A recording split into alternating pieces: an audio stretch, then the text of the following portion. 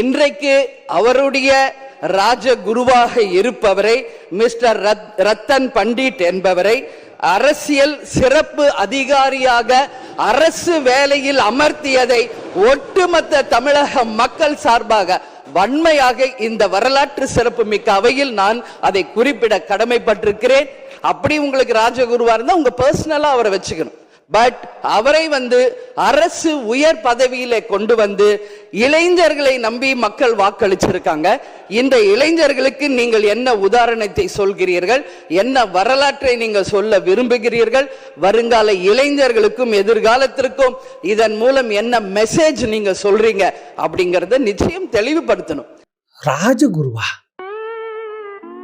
கொடூர ஐடியால இருக்கு. ராஜகுருவா என்ன தெரியல, ராஜகுருவா ஐயோ பர்சனலாக வச்சுக்கணும்.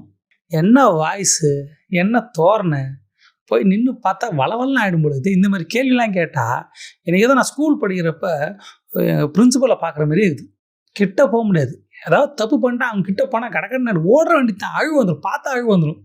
அந்த மாதிரி இருக்குது. இனி அசம்பிளியில் அவங்க தான் பிரின்சிபல், ஒன்றும் பண்ண முடியாது. என்ன கேள்வி, ராஜகுருனா பர்சனலாக வச்சுக்கணும். நல்லா தெளிவாக கேட்குறாங்க. நீங்கள் எதுக்கு அவருக்கு அரசு பதவி கொடுக்குறீங்க அப்படிலாம் கேள்வி கேட்குறாங்க. அந்த கேள்விக்கு அவர் பதிலாக அதை நீக்கிட்டார். ஏன் கேள்வி என்னன்னா, ஏன் கேள்வி இல்லை சாரி, ஐயோ மறந்துட்டேன்.